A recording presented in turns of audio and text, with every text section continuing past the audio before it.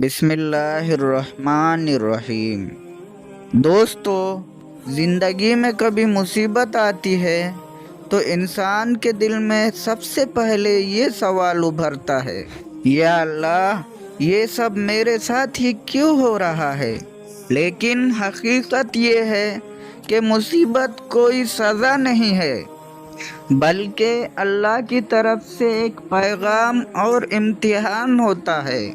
اللہ اپنے بندے سے محبت کرتا ہے، اسی لیے آزماتا ہے۔ قرآن میں اللہ تعالیٰ فرماتا ہے، کیا لوگوں نے یہ سمجھ رکھا ہے کہ وہ صرف یہ کہنے سے چھوڑ دیے جائیں گے کہ ہم ایمان لے آئے اور انہیں آزمایا نہیں جائے گا؟ یعنی ایمان کا دعویٰ کرنے والا ہر شخص آزمایا جائے گا۔ یہی اللہ کا قانون ہے۔ جو جتنا اللہ کے قریب ہوتا ہے اس کی آزمائش اتنی ہی بڑی ہوتی ہے۔ سب سے پہلی بات، اللہ کے نیک بندوں کے لیے مصیبت اللہ کی آزمائش ہوتی ہے، سزا نہیں۔ ہم سمجھتے ہیں شاید ہم نے کوئی بڑا گناہ کر لیا ہے اس لیے اللہ کی مصیبت ہم پر آئی ہے، لیکن نہیں، کبھی کبھار اللہ اپنے خاص بندوں کو بھی آزماتا ہے۔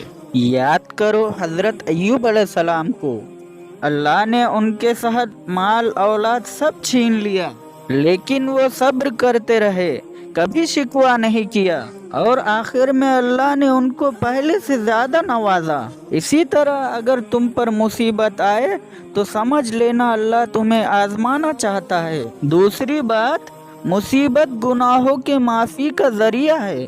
نبی کریم صلی اللہ علیہ وسلم نے فرمایا، مومن پر جب کبھی غم اور تکلیف آتی ہے، حتیٰ کہ کانٹا بھی چبھتا ہے، تو اللہ اس کے گناہ مٹا دیتے ہیں۔ یعنی اگر تم بیمار ہوئے، کسی نے تکلیف دی یا مالی نقصان ہوا تو یقین رکھو کہ اللہ تمہارے گناہوں کو معاف کر رہا ہے۔ کبھی کبھی اللہ اپنے بندوں کو مصیبت دے کر پاک صاف کر دیتا ہے۔ تیسری بات، مصیبت اللہ کے قریب کر دیتی ہے۔ جب سب دروازے بند ہو جاتے ہیں تب انسان ایک ہی دروازہ دیکھتا ہے، وہ دروازہ اللہ کا دروازہ ہے۔ اسی لمحے بندہ کہتا ہے، اے میرے رب، اگر تو میرے ساتھ ہے تو مجھے کسی کی پرواہ نہیں۔ یہی وہ وقت ہوتا ہے جب دعا دل سے نکلتی ہے، جب آنسو عبادت بن جاتے ہیں، اور جب انسان واقعی اللہ کے قریب ہوتا ہے۔ اللہ کہتا ہے، میں ان کے قریب رہتا ہوں جو مجھے پکارتا ہے۔ چوتھی بات، مصیبت دراصل تنبیہ بھی ہوتی ہے۔ کبھی کبھی اللہ بندے کو ہلکی سی تکلیف دے کر تنبیہ کرتا ہے تاکہ وہ اپنے غلط راستے سے پلٹ کر آئے۔ اگر اللہ ہم کو فوراً نہ روکے تو ہم شاید گناہوں میں اور آگے بڑھ جائے۔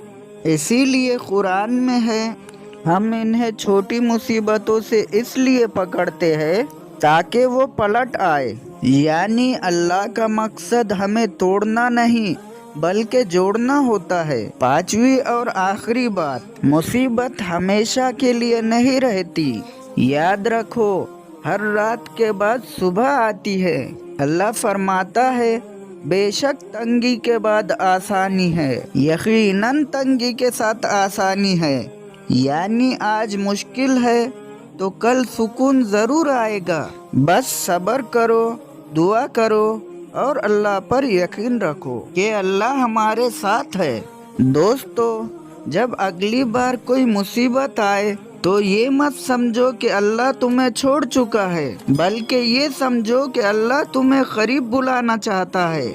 صبر کرو اور اللہ سے بات کرو، کیونکہ اللہ کبھی اپنے بندوں کو اکیلا نہیں چھوڑتا۔ دوستو، اس ویڈیو میں سزا کے طور پر کچھ باتیں ہیں، اس ویڈیو کو میں نیکسٹ ویڈیو میں بناؤں گا کہ اللہ سزا کس بات پر دیتا ہے۔ اللہ تعالیٰ مجھے بھی اور آپ کو بھی عمل کرنے کی توفیق عطا فرمائی، آمین۔